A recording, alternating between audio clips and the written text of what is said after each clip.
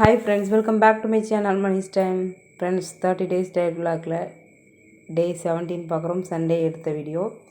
காலையில் வெயிட்லாம் செக் பண்ணல. இதே வெயிட் குறையவும் மாட்டேங்குது, அதிகம் வச்சா போடுறதுக்கு தான் போகுது அப்படின்ட்டு காண்டாகி வெயிட் செக் பண்ணல. என்னோடய டயட் vlog பிடிச்சிருந்தா மட்டும் பார்த்துக்கோங்க. சப்ஸ்கிரைப் பண்ணி சப்போர்ட் பண்ணுற எல்லாருக்குமே ரொம்ப நன்றி. தொடர்ந்து சப்போர்ட் பண்ணுங்கள். காலையில் டிஃபனுக்கு இட்லி ஊற்றிட்டு சட்னி அரைச்சி ரெடி பண்ணி வச்சுட்டேன். அதுக்கப்புறம் என் தங்கச்சி சேலடு கொடுத்தா. அது பசங்களாம் சாப்பிட்டது போக மீதி இருந்தது, அதை ஃபுல்லாக சாப்பிட்டு முடிச்சிட்டேன். இதோடய நிறுத்திக்கலாம் அப்படின்ட்டு கொஞ்சம் சாப்பிட்டேன். அப்புறம் இடையில பசிக்கும் போது வேறு ஏதாவது சாப்பிட்டுக்கலாம் அப்படின்ட்டு இதுதான் ஃபஸ்ட்டு சாப்பிட்டேன். வேர்க்கடலை, கேரட்டு, மக்காச்சோளம், அதுக்கப்புறம் வெள்ளரிக்காய் இதெல்லாம் போட்டிருக்கா. பெப்பர் தூக்கலை போட்டால் ஒரே வாய் எரிச்சா தாங்க முடியல. அதையும் சாப்பிட்டு முடிச்சாச்சு டிவி பார்த்துக்கிட்டே. சாப்பிட்டு ஒரு அரை மணி நேரம் 1 மணி நேரம் கூட ஆயிருக்காது, அதுக்குள்ளே மறுபடியும் பசி ஆயிடுச்சு. இந்த பொரியை ஃபுல்லாக எடுத்து வச்சு சாப்பிட்டு முடிச்சிட்டேன். யானை பசிக்கு சோள பொரியம்பாங்களா, அந்த கணக்காக இருந்தது பொழப்பு. அது சேலடு கொஞ்சமாக சாப்பிட்டனால வயிறு கவன்னு பசி ஆயிடுச்சு. நானும் இதுக்கப்புறம் பொரியக்கப்புறம் டைரெக்டாக லஞ்சுக்கு போயிடலான்ட்டு விட்டுட்டேன். பொரி தான் அரை பாக்கெட்டு சாப்பிட்டு வச்சுருந்தாங்க, மீதியை நான் சாப்பிட்டு முடிச்சிட்டேன். இந்த பொரியோட மிச்சரோ பூந்தியோ கலந்து சாப்பிட்ருந்தா அவ்வளோ நல்லா இருந்திருக்கும். நமக்கு தான் கொஞ்சமாக சர்க்கரை சேர்ந்தாலும் 1 கிலோ கூடியுது. ஏதோ கதையா அப்படி சொல்லக்கூடாது. கொஞ்சமாக சர்க்கரை சாப்பிட்டாலும் 1 கிலோ கூடிடுச்சுன்னு சொல்லவே கூடாது. பெரிய அது ஆபத்தில் போய் முடிஞ்சிடும். எனக்கு என்னோடய உடம்புக்கு கொஞ்சமாக சர்க்கரை ஒயிட் ரைஸ் சாப்பிட்டுக்கிட்டேன்னா வெயிட்டே குறையாது. சாப்பிட்டு முடிச்சுட்டு லஞ்சு செய்ய வந்தாச்சு. சாப்பாடு வெந்துட்டுருக்கு. பீர்க்கங்காய் தோல் சீவி வச்சுருக்கேன், அதை ரெடி பண்ணணும். இடையில ஸ்நாக்ஸ் வேறு கேட்டாங்க, அதை கட் பண்ணி கொண்டு போய் கொடுத்துட்ருக்கேன். அவங்க அப்பா கொண்டு போய் கொடுத்தேன். அதை பார்த்துட்டு என் பையன் கேட்டான், அவனுக்கும் கட் பண்ணி கொடுத்தேன்.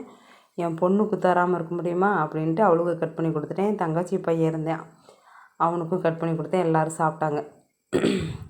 நான் பார்த்திங்கன்னா கொஞ்சமாக எடுத்து சாப்பிட்டு பீர்க்கங்காய் ரெடி பண்ண வந்துட்டேன். அவ்வளோ டேஸ்ட்டாக இருக்கும் இந்த பீர்க்கங்காய். எண்ணெய் ஊற்றி கடுகு பருப்பு போட்டு தாளிச்சிட்டு வெங்காயம் தக்காளி நல்லா வதக்கி விட்டுட்டு பீர்க்கங்காயை போட்டு நல்லா வதக்கிட்டு மிளகாத்தூள் போட்டு அதையும் நல்லா பரட்டி விட்டுட்டு உப்பு தேவையான அளவு போட்டு சிம்லேயே வச்சுட்டா 10-15 நிமிஷத்தில் நல்லா சூப்பராக தொக்காட்டு ரெடி ஆயிரும். வெறும் சாப்பாட்டில் போட்டு சாப்பிட்டா அவ்வளோ ஒரு டேஸ்ட்டாக இருக்கும். இன்றைக்கி பார்த்திங்கன்னா லஞ்சு வெஜ்ஜில் முடிஞ்சிருச்சு. அது என்னமோ தெரியல, இந்த 2 வாரமாக நான்வெஜ் எதுவும் எடுக்கலை. அதனால் முட்டை மட்டும் வாங்கிட்டு வந்திருந்தேன். அதில் ஆம்லெட்டு போட்டு கொடுத்துட்டேன். அதுவும் பத்தாதுன்னு அப்பளம் போட்டு கொடுத்துட்டு நல்லா திருப்தியாக சாப்பிட்டு முடிச்சிட்டாங்க. நேற்று வச்ச கொள்ளு ரசம் கொஞ்சம் இருக்குது, நல்லா தான் இருக்குது, கெட்டு போகலை. அதையும் சாப்பிட்டாங்க. நான் சூடாக 1-1.5 கிலோ செஞ்சு முடிச்சிட்டேன். சாப்பிடுங்கன்னு சொல்லவும் எல்லோரும் சாப்பிட்டாங்க. இவ்வளோ அப்பளம் பொரிச்சு வச்சுருக்கேன், அதிலே நானும் கொஞ்சம் எடுத்துக்கிட்டேன். போட்டுட்டு ஒவ்வொருத்தருக்கா போட்டு தட்டில் போட்டு கொடுத்தாச்சு. ஆம்லெட்டும் போட்டு வச்சுட்டேன். என்னடா இது புதுசாக இருக்குதே அப்படின்னு சொல்லி கேட்டாங்க. ஆமாம், புதுசு தான், ஆம்லெட்டே போட்டு கொடுத்ததில்ல பாரு அப்படின்னு சொல்லி பேசிகிட்டே இருந்தேன். சாப்பாடு ரெடி ஆகிடுச்சு. சாப்பிடுவாங்கன்னு பத்திரிக்கை வச்சு அழைக்கணும் போல இருக்குது எங்கள் வீட்டிலலாம். இடையில எதையாவது சாப்பிட்டு போட்டு எல்லாம் மிதக்கத்துலேயே தான் அலையிறாங்க. எல்லாத்துக்கும் சாப்பிட கொடுத்துட்டு நானும் சாப்பாடு எடுத்துகிட்டு வந்துட்டேன். எனக்கு ஒரு ஆம்லெட்டு, அதுக்கப்புறம் 1 டம்ளர் கொள்ளு ரசம், கொஞ்சமாக அப்பளம். ஆயில் ஐட்டமே சாப்பிடக்கூடாது இந்த டயட்டில். ஆனால் இந்த வாய் சாப்பிட்ணும் போல் தோணுச்சு, எடுத்து வச்சு சாப்பிட்டேன், அவ்வளோதான். இதுதான் நம்மளோட டயட் வச்சுக்கிட்டு போகிறதுக்கு காரணம். அப்பளமும் சாப்பிட்டாச்சு, ஆம்லெட்டும் சாப்பிட்டாச்சு. ரசம் கொஞ்சம் காரமாக இருந்தது, சுருன்னு ஏறிச்சு, அதையும் குடித்து முடிச்சிட்டேன். கொஞ்சம் சளி பிடிக்கிற மாதிரி இருந்ததுனால தான் கொள்ளு போட்டு வச்சுட்டேன். எங்கள் வீட்டில் எங்கள் காட்டில் மாமியார் விளை வச்ச கொள்ளு இன்னும் இருக்குது. தீர ஊர்லேருந்து எடுத்துகிட்டு ஃப்ரிட்ஜுக்குள்ளே வச்சுக்குவேன். வெளியில் வச்சோம்னா வண்டு விழுந்துடும், அதனால் ஃப்ரிட்ஜுக்குள்ளே வச்சுக்கிறது. அதில் தான் கொள்ளு தோசையெல்லாம் ரெடி பண்ணி சாப்பிட்டுட்ருக்கோம். ஊரில் பொட்டோட வெளியில் தான் சாக்கில் வச்சுருக்காங்க. அதில் ஒரு வண்டு பிடிக்கிறதில்ல. இங்கே கொண்டாந்து ஒரு கவரில் போட்டு வச்சோம்னா வண்டு மொச்சு எடுத்துருது. சாப்பிட்டு முடிச்சுட்டு ஈவினிங் டைம் எல்லாம் க்ளீன் பண்ணி வச்சுட்டு சிலம்ப கிளாஸ் இருந்தது பசங்களுக்கு. சிலம்ப கிளாஸ் கூட்டிகிட்டு போயிட்டோம். அங்கே கொண்டு போய் விட்டுட்டு கொஞ்சம் நேரம் நானும் என் தங்கச்சியும் வாக்கிங் போயிட்டு இருந்தோம். பேசிக்கிட்டே தான் போவோம். வேகமாக வெக்குன்னு நடக்கிற வேலையெல்லாம் கிடையாது. நான் ரெஸ்ட் எடுத்தால் மட்டும்தான் என் தங்கச்சி வேகம் நடப்பா. அப்படி இல்லைன்னா என் கூடயே மெதுவாக தான் நடப்பாள். வாக்கிங் ஸ்டெப்பு இடையில சேர்க்குறேன், பார்த்துக்கோங்க. வெயிட் லாஸ் பண்ணணும்னு நினச்சா வாயை கட்டணும், வயிற்றை கட்டணும், இதெல்லாம் உண்டு. ஆனால் இங்கே வாயும் கட்டலை, வயிறும் கட்டலை. டயட்டு தான் ஏதோ போகுது. வெள்ளை சாப்பாடு அதிகம் சாப்பிட்றதில்ல, சர்க்கரை சேர்க்குறதில்ல அதிகமாக. இடையில உள்ளே போயிட்டு தான் இருக்குது. அதுதான் இல்லை. மற்றபடி வெயிட் குறைஞ்ச பாடு இல்லை. ஏன்னா எக்ஸசைஸு செஞ்சோம்னா கூட கொஞ்சம் குறையும். எக்ஸசைஸ் இல்லாமல் வாக்கிங் மட்டும் தானே போயிட்டுருக்கேன். அதனால் குறையவே இல்லை. மழை வர்ற மாதிரி இருந்தது. சிலம்ப கிளாஸை முடிச்சுட்டு கம்முன்னு வீட்டோடு இருந்திருக்கலாம். வாங்க பார்க்கு போகலான்னு என் தங்கச்சி அனத்தி எடுத்து கூட்டிகிட்டு வந்து மழை ஊற்றிடுச்சு. என் பொண்ணு நல்ல வேலைக்கு நான் வரல, நான் வீட்டிலே இருந்துக்கிறேன் அப்படின்ட்டு அவள் தப்பிச்சிட்டா. நாங்கள் 5 பேரும் போயிட்டு நினச்சிக்கிட்டு தான் ஓடியாந்தேன். குடுன்னு ஓடியாந்தேன். அது எல்லோரும் ஒடியாந்துட்டாங்க சைக்கிள் எடுத்துக்கிட்டு. நான் அப்படியே நினச்சிக்கிட்டே தான் நடந்து வந்தேன்.